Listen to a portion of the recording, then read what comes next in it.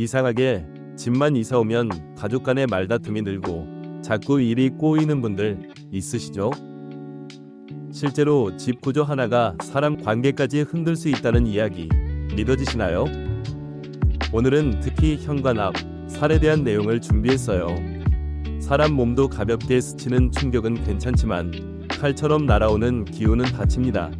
집도 마찬가지입니다. 여러분의 집 혹시 기운에 찔리고 있진 않나요? 실제로 이런 제보가 있었어요. 새로 이사간 집에서 이유 없이 불안하고 가족끼리 예민하게 다투는 일이 자꾸 생긴다는 거죠.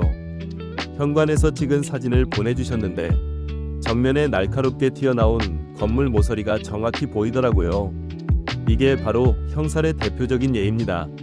우리는 모르고 그냥 지나치지만 살이 정면으로 꽂히는 집은 몸도 마음도 쉴 틈 없이 긴장하게 만들어요. 더 늦기 전에 지금 바로 알아보시죠. 살에는 세 가지 유형이 있습니다.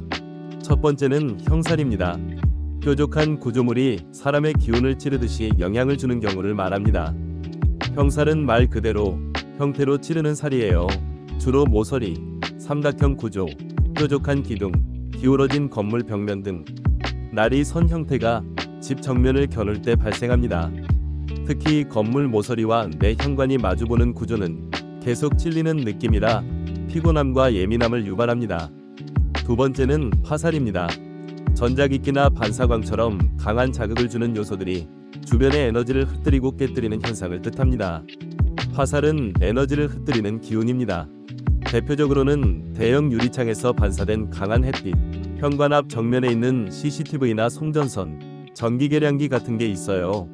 이런 것들이 끊임없이 미세하게 자극을 주고 심리적으로도 안정감을 떨어뜨리죠. 가족 간 소통에도 미묘한 불협화음을 만들 수 있습니다. 세 번째는 충살입니다. 길이나 기운이 정면으로 거세게 돌진해오는 상황을 말하며 강한 충돌처럼 영향을 미치는 기운으로 여겨집니다.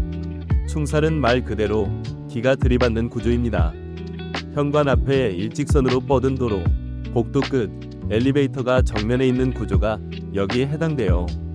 이건 사람이 계속 달려드는 느낌을 줍니다. 불안, 긴장, 그리고 이유 없는 스트레스의 원인이 될 수 있어요. 지금 여러분도 모르게 기운이 새고 있을지도 모릅니다. 우리 집은 아니라고요? 보고도 모르실 수 있습니다. 일단 먼저 현관 앞에 딱 서세요. 그리고 정면 사진 한 장만 찍어보세요. 찍으신 사진을 유심히 한번 체크해보세요. 혹시 사진 속에 날카로운 벽 모서리나 기둥이 정면을 찌르고 있진 않나요? 그렇다면 지금 당신의 몸과 마음은 무의식적으로 위험하다고 외치고 있을지도 모릅니다. 다음 체크 포인트는 엘리베이터나 계단과의 거리입니다. 현관문을 열자마자 엘리베이터가 정면에 있거나 계단이 코앞에 있다면 이건 마치 매일 문 열 때마다 기운이 확 부딪히는 상황인 거예요.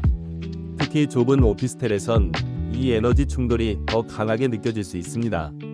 이 작은 스트레스가 쌓이면 당신의 하루 피로도가 달라집니다. 또 하나 중요한 포인트입니다. 혹시 거울이나 유리창이 현관을 정면으로 마주보고 있진 않나요? 이건 기운이 들어오기도 전에 바로 튕겨나가는 최악의 구조일 수 있어요. 거울은 옆벽으로 살짝만 이동해도 흐름이 훨씬 부드러워질 수 있습니다. 이미 이런 집에 거주하고 계신 분들 있으시죠? 그렇다면 현관의 살기를 예방하고 중화하는 방법에 대해 말씀드리겠습니다. 첫 번째는 식물을 배치하는 방법입니다. 화분 하나만으로도 공간의 기운을 부드럽게 만들 수 있는데요.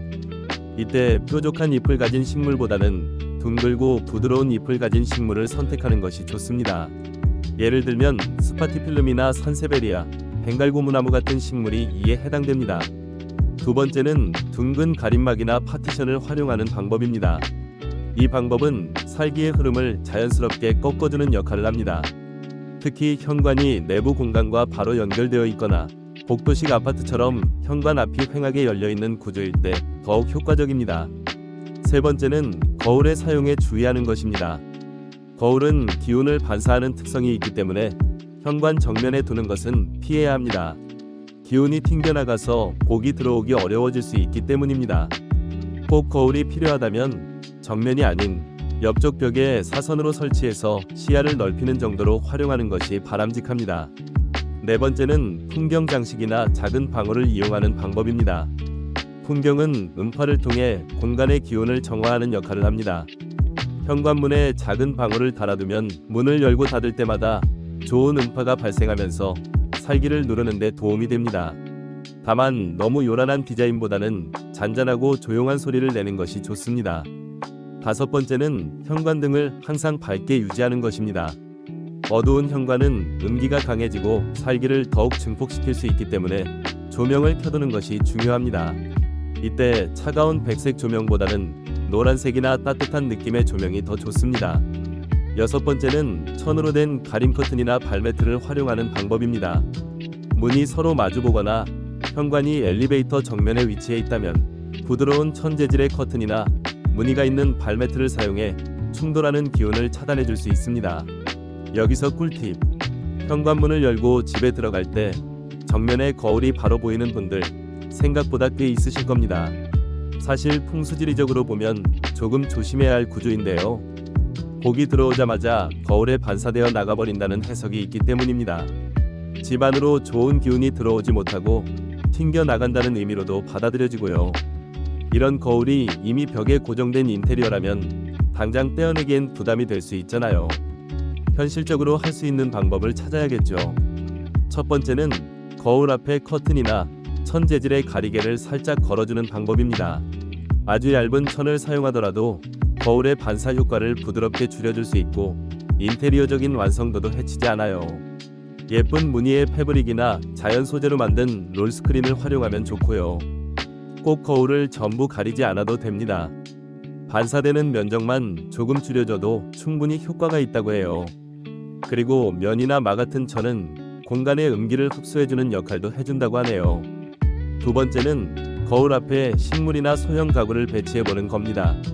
예를 들어 화분이나 콘솔 테이블, 신발장 위에 놓는 작은 장식 같은 걸 말하는데요. 이런 요소들이 시선을 분산시켜줘서 기운이 거울에 바로 부딪히지 않고 자연스럽게 흘러가게 돕는다고 합니다. 특히 스파티필름이나 대나무처럼 넓은 잎이 있는 식물들이 좋은 선택이 될 수 있어요. 세 번째 방법은 거울 위에 반사 차단용 필름지나 불투명한 디자인을 붙여보는 거예요. 요즘은 인테리어용 무늬 필름지도 다양하고 저렴하게 너무 잘 나와 있어요. 거울의 가운데나 특정 부분만 흐리게 처리할 수 있거든요. 거울을 완전히 가릴 필요 없이 반사 중심부만 부드럽게 흐리게 만들어도 기운이 너무 세게 튕겨나가는 걸 막아줄 수 있어요. 반투명 유리처럼 보이게 하는 거죠. 인테리어적으로도 꽤 세련된 느낌을 줄 수 있습니다. 마지막으로 네 번째는 거울이 있는 그 공간 자체를 기적의 공간으로 만들어 보는 거예요. 기가 반사되는 걸 피할 수 없다면 차라리 그 공간의 에너지를 끌어올리는 방법을 쓰는 거죠. 예를 들어 복을 상징하는 그림이나 부엉이, 연꽃, 풍경, 혹은 크리스탈 장식 같은 걸 두면 공간의 분위기가 훨씬 포근해지고 긍정적인 기운이 채워지게 됩니다. 이렇게 네 가지 방법 중에서 본인 상황에 맞는 걸 선택해서 시도해보시면 좋을 것 같아요. 거울 하나로도 집 안 분위기와 기운이 바뀔 수 있으니 너무 어렵게 생각하지 마시고요. 작은 변화만으로도 현관의 기운을 부드럽고 안정적으로 유지할 수 있습니다. 현관은 바로 좋은 기운이 처음 들어오는 시작점입니다. 조금만 시선과 배치를 바꾸면 그 집의 기운이 바뀔 수 있습니다. 영상이 도움이 되셨다면 좋아요와 구독으로 함께 해주세요. 다음 영상에서는 왜 어떤 집은 공실이 안 빠질까? 겉으론 멀쩡한데 사람들 발길이 끊기는 흉지의 패턴 함께 파헤쳐 보겠습니다. 시청해주신 여러분께 항상 복과 운이 충만하시길 바랍니다. 감사합니다.